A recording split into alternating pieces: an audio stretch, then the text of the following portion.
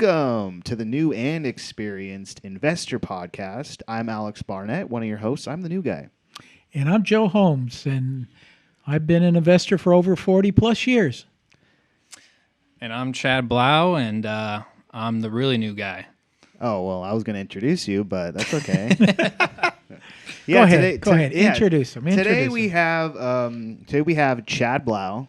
He is a new investor. He joined our team recently within the last year, I would say, even less than a year. And I guess let's just jump right into it. Maybe you could go over any real estate, how you got into real estate, what were you doing before, and if you had any experience prior to joining the team recently. Yeah. So kind of my background, I did get into real estate. It was, I don't know, about 10 years ago. Didn't really work out for me at the time. Didn't have a mentor, nobody to kind of show me the ropes on what to do. It was kind of, you got your license, good luck, go sell a house. I thought it was going to be easy, but it wasn't. So struggling through that for 6 months, I decided to sell mortgage at the same time, jumped into that. Long story short, 10 years of, 5 or 6 different sales jobs. And then I met you and then realized what you were doing. And then we chatted about it. And, I thought, hey, it seems a lot like the type of sales that I was doing previously. And I said, hey, let's give it a shot. Awesome. Yeah. Where were you and where'd you get your license before? Nevada, okay. Yeah. So what areas were you working up there? Lake Tahoe, North Lake Tahoe, Incline Village. So really, really high sales, really high competitive environment, tons of agents, really condensed area. So at the time, I think it was 2013 or 14. It wasn't like a 2021 market, right? Mm-hmm. Everybody got in 2021 as an agent, and you just list something and you're getting a deal the next day. Yeah. So. And I mean, as far as you had a broker, right, that you worked under? Yep. I was with Caldwell, and I asked, handful of teams, hey, can I join you guys? Let me do anything. Our team's full. We can't take it on. But I did, go do open houses. I got really close to getting my first deal. It was going to be, I think it was like $3 million. And between the buyer and seller, the seller was psychotic, to say the least. And I think they were like $50,000 off on where they wanted to be. Killed the deal? He killed the deal, yeah. Oh, that's great. So that crushed my dreams, and I kind of said, screw this. Okay. I mean, is that normal, Joe, as far as like brokerages, or is there a set standard you're supposed to have as far as helping somebody that's new out? Or No, that really kind of depends on the brokerage. At Pelago, I try to help as many agents as I can with whatever it is that they're looking to do and what their needs are. But at the end of the day, and it sounds like you were doing all the right things. At the end of the day, it's, you need to put yourself forward. And like I said, it sounds like you were doing all the right things. You just needed to have somebody help you towards, that end. Yeah. And I know the area you're talking about it, and I know it's very competitive up there. Mm-hmm. And, sometimes teams don't want to take on another partner, basically. And so that's probably why you were getting all those no's up there. 100%. Mm-hmm. Gotcha. Yeah. Yeah, and then we met through our ladies, and yep. I saw Chad was you were doing solar sales before this. Yep. And it's a lot of the same stuff. It's getting people on the phone, finding out what their pain points are and trying to solve a problem. And one thing that was interesting about solar was that once you locked up a deal, it wasn't until 8 or 9 months that you would actually get paid on that or something, right? Was that kind of a cycle, or? Yeah, I mean, it just depends. and it's kind of hard to explain, but as we were a dealer company, so we were the sales side of it for installers. Okay. So depending on the area, I could put a deal in, and I didn't know, how this would go when I got into it. But it's construction, right? So pulling permits, getting plans approved, yada, yada, yada. There's a lot that goes into it. Gotcha. So from the day you put a deal in till the day you got paid, I've gotten paid out in 2 weeks before. And then I've had deals that took, 8 months, 9 months, 2 years even for some. And there's a lot of pissed off clients all in between. Yeah. So we were just at the mercy of, the installers. All the installers I've used a ton. It just, Yeah. I didn't, it was whatever. Yeah. No, So- and I guess it kind of sets you up for possibly, jumping into wholesaling, which Yeah. I was kind of like, maybe you should try, wholesaling. It sounds pretty similar. And that's what I was going to say. In case it's unclear, that's what we're talking about is wholesaling. And Chad and Alex both literally sit outside my office. My office door is open, and I listen to the conversations that Chad has with the prospective sellers and stuff. And I don't know. It's because he's been with you for a year, but he sounds very easy to talk to, very intelligent on what he's asking about, and he always asks all the appropriate questions, and keeps that seller on the line, and keeps asking the next question, whether it's you want a cash offer, you want to do a subject to deal, are you willing to do seller financing, and all that stuff is really learned kind of on the job. It's not somebody, I mean, I can't sit you down and say, here's a script, which I can. Here's a script, and then you're an expert. It's literally taking calls, making calls, and trying to put deals together. And I can tell you, both these guys are pretty much experts in that field. Thanks, you, Joe. Yeah, you're I'm welcome. going to use that we'll use that on our resume that's going on the website. Maybe you could go over, because you actually got your first deal pretty quickly from when we started, but it ended up being like the deal from hell. It was one of those where it took like 4 months to actually get paid on it, and we had to do a bunch of song and dance. So maybe you could explain kind of like that one. Yeah, I mean, so going into it, and that's the thing. You always think there's a next best thing, especially when you're in sales. You're like, well, this thing is a pain in the ass, and then I talk to you. I'm like, oh, that could be way easier. It's not. It's always going to be hard. So you got to understand that. And I think with that deal that you're referring to, it kind of just happened. It happened pretty easily. Kind of, I guess you could say, a lay down in a sense. But it was a complete nightmare with the title, this, that, and the other. And I thought, I was like, you know what, good. Let's let the first one be a nightmare so I can, have a shitty one at first and then move on from there and have some good ones. But you just never know what you're going to get. What were the bad parts? So there was a clouded title. It was a deal in Florida. It had this mobile on it that was a complete pile, and the renter, he wasn't paying any rent. Okay. So the guy, he was basically squatting there. The homeowner, he wasn't really doing much to get him out. It seems like he was kind of scared about it, but he would talk tough at the same time. I don't know. So basically, we needed to get the person squatting there out of the property, and we also had to clear the title that was clouded. So we're trying to scramble around. Both me and Alex have never dealt with this situation, so we're trying to call whoever we need to call to figure out the process of getting this title cleared, so then we can push it over to the end buyer. So that obviously costs more money. At the end of the day, we didn't come out making an insane amount of money, but we made the deal happen. And what was the cloud on the title?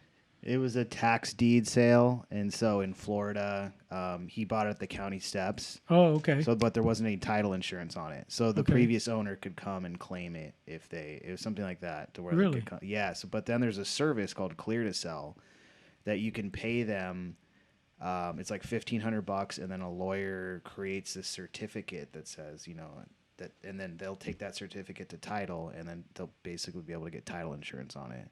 But it takes like 3 months to maybe try and quiet title and try and find the previous owner and see. Wow. Yeah. That's a new one. Yeah. I mean, And then plus it's on the mobile, so then they need the little serial numbers on there. Uh-huh. So we had the seller like crawling through the weeds trying to look for that little decal, and it was like You didn't ask him to wait till the tenant was out, back up his truck, hitch it to the mobile home, and then drive away and drop it off someplace at the neighbors. You didn't ask. No, That's not how it works in Florida. That's not how it works. Yeah. I mean, you'd be surprised. Yeah, but this thing was like, it had like a tin roof on it that looked like it was like a shanty, but for whatever reason the guy wanted to buy it and fix it up, and so we're like, all right, so the mobile's got to stay. Just got to find these serial numbers. So we had that guy going back and forth, and of course the seller's like just giving us lip every time we had to talk to him. Yeah. So Oh yeah. it was And yeah, he was now I'm remembering a lot more. We kept passing the deal off because, I would take all these calls and all this BS from him, day in and day out. Oh, I got 10 people who want to buy. No, you don't. You don't got 10 people who want to buy it. Otherwise, you would have sold it. So then I get just beat down and be like, Alex, you got to take this guy for a couple days. He'd do the same thing, and and then he'd pass it back to me. So we kind of had to do that to stay sane. Okay, and then obviously we're in California, and you guys are wholesaling out of state as well as California, but out of state. So maybe talk a little bit about that process. How in the heck are you guys doing it? I've been doing real estate in California for 40 years, and I just can't imagine doing wholesaling out of state, unless you want to, put me on a plane. I'll go over there and take a look at the property. But how is that process handled? What do you do? Well, I mean, basically, we find the certain areas that we want to wholesale in, and Alex kind of had some connections out in Florida to where he had somebody we could JV partner with. So basically, we're going to pull lists in those areas, and we're going to run them through our CRM, and then let our VA just text blast and call them to set up appointments. And it doesn't matter what state you're in. It's just a sale. You got to find someone with motivation who wants to sell their property. If they have that motivation and they have a problem that we can solve, that's all you really need. You can. So I'm more talking about logistically.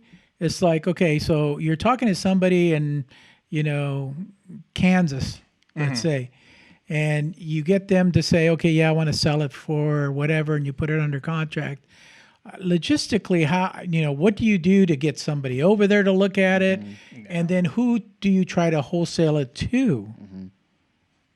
Yeah, so we rely on a lot of people in Facebook groups, newbies that want to maybe get started, and they'll be like, I'll do anything. And I'll say, okay, well, I have a property, I need you to go take pictures. They're like, perfect, I'll be over there at this time. So I have them go. And you could also, hire people off of these freelance websites, Thumbtack, photographers and stuff that need work. I've had handymen go in and take pictures, guys that want to do like odd jobs. And then I even have them like change the locks. I've had them change the locks, take pictures, do everything at once. And so it's just kind of, just putting posts. You can do a lot with the posts. I mean, there's a lot of people that are willing to do something for $100. So there's that part. And then we try to get it vacant and then put a lockbox on it because that's the easiest as far as getting buyers through there. And then finding buyers, we've just been doing the same exact thing, just text blasting people who have bought flips recently. And then they say, oh, yeah, no, we're interested in buying. Let me know what you have. And then we'll set it up with them. And it's pretty much a done deal. Yeah, but yeah, it's kind of crazy. If you think about it, just never even stepping foot in some of these places and selling a property. It still seems crazy to me, but Yeah. Obviously you guys are successful. And so are you dealing mostly on the lower end? I mean, you're talking about mobile homes and stuff. Have you done anything, California prices, million and above. Have you done anything like that?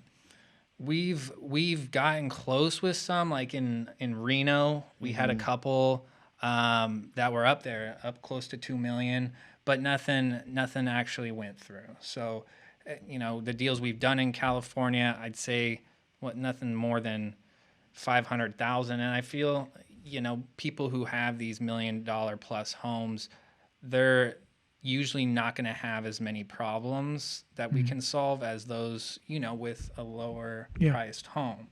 Yeah. So And you mentioned problem solving. That's a big part of what you do. Is because I've listened to him and both of you. I've listened to you talk to literally one person for 45 minutes to an hour, just kind of listening to what their problems are and then figuring out how to resolve those issues so that you get them to sign on a dotted line. Yeah, we've been dealing with a lot of absentee owners, people that are just done, the tenant's not paying, just anything that goes along with tenants. Tenants are a huge headache, so we kind of focus on that. And then it does add an extra layer for us because then you're also dealing with the tenant, and so it can push out the closing for a while because we try to get it vacant or at least, get it to where it will be delivered vacant so the end buyer can start fresh. But it's a really good niche to kind of go down because so many headaches involved with being a landlord. Now, you're dealing throughout the U.S. Is there some sort of software program or something that you use to determine what the after repair value is on these places? yeah, I mean, so there's a few. Typically use like PropStream or Privy. It was PropStream, right? Yeah, PropStream. Yeah. PropStream, Privy. I like to use those two and kind of compare the two. Looking at the property and the surrounding neighborhood that's there, and then I'll bounce back into Zillow and stuff, and I'll kind of use all of those together to find like my best comps. Okay. Yeah, and also too, it's I guess that's for the selling to the end buyer. Typically we'll ask our end buyers, what would you buy these certain properties at, and that can give you a good idea of where to gauge that. But that's different. Yeah, it's always good. We like to just work backwards sometimes, if we're getting close. And we're not really sure because you're in a new town and it could be one street is completely different. So we'll go to the end buyer and say, what do you think about this property? What would you pay? And they'll say, if you can get it for here, then, you're good. So then we kind of add a fee in there and then lock it up. So that way you're not locking up the property prematurely and then, kind of messing with the seller's timeline or having to go back and renegotiate or anything like that. So yeah. Now, do you guys work with real estate agents out of state? We have a couple times, yeah. Yeah, so there was one property where this lady wanted to move. She wanted to downsize. And so, no, she wanted to sell her property and move into a bigger place, actually. So we got her property under contract, and then we had to find her a place to move. So I was calling around Jacksonville, Florida, and I met another agent who was an investor, and I was able to get her funds allocated into this new property, but it wasn't enough to meet the asking price. So then he seller financed the rest to her to make the deal go through, and she was able to move into a bigger house. And then our deal was able to go through. So Nice. Little things like that, obviously investor-friendly agents definitely help out. But we're usually just direct to seller at this point. Okay. Yeah. Got it. Yeah. So, but yeah, it's been great working with Chad. I mean, obviously joining a team, it can help you, I think go farther, because there's points in this whole thing where you're trying to find distressed properties and deal with people's problems. It can kind of wear on you after a while, especially if you're not closing deals. So then, joining a team or even coming to the office and seeing everybody do stuff, it like invigorates you. So that's Now, nice. is Chad your first success, or have you had other people come on board and be successful, or they kind of like, yeah, this is too much for me. I'll see you later. Yeah, it's typically been a thing where I would help somebody just get started, but never really partner with somebody. So it's the first partnership I've had. So Okay. yeah, but it's been going well. So, and then we're starting to bring other people, under us, so then we can kind of run things from the top down. Yeah. Yeah. So it's been pretty cool. Where do you see yourself? As far as real estate investing, what gets you excited? Where do you see Yeah. yourself in the future? And I guess that's a good question because it kind of falls back to why I switched from just doing a sales job for whatever, because all these sales, and essentially it's you make the sale, you get paid, that's it. So my whole goal with this is to gain the knowledge about real estate, learning how to do the deals, that way you can buy yourself those assets that are going to pay you in the future. So building portfolios, building a kick-ass team for wholesaling, and then we can sit there and help manage and keep the wheels rolling. That's kind of my goal at this moment. Nice. And are there any particular areas you want to invest in? Personally, not nothing specific off the top of my head. No, I couldn't say. I'll get, once we get closer to that point, then those decisions will be, those are the things I'll start thinking about. Nice. Yeah, and we've made like kind of a rule that we're just gonna kind of wholesale or do wraps right now, and then worry about like keeping stuff as the deals come in, but not really focus on that because you can really get shiny object syndrome. So we're focusing on focusing. Yes. Shiny object syndrome. That's a big one. That's a big one. Yeah. So I mean, how can people reach out to you if they want to learn more about talking to sellers or the wholesale process? Yeah. You can reach me on Facebook. It's private. I can change that. You can also reach me through Instagram. It's my name at Chad Blau, Blau. That's it. Just shoot me a DM. I love talking with people if they have questions on, what should I do on my calls, or how do I do this or that. I love throwing things back and forth, whether I'm, right or wrong about it. I hope, you guys can take something away with that information. Heck yeah.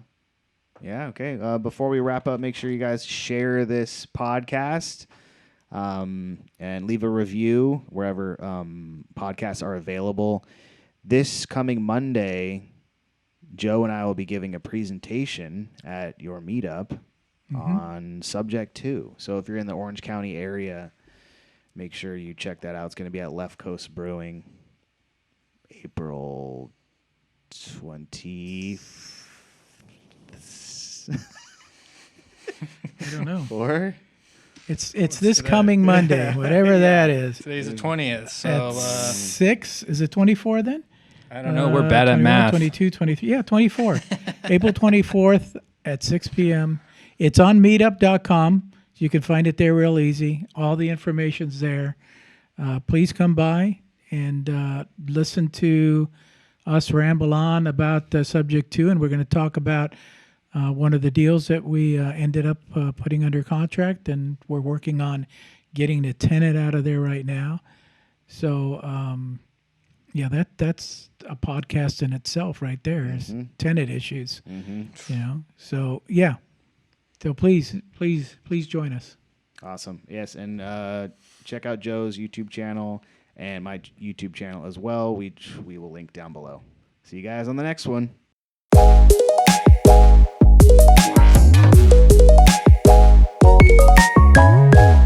If you want some more advice on real estate investing, reach out to us one-on-one.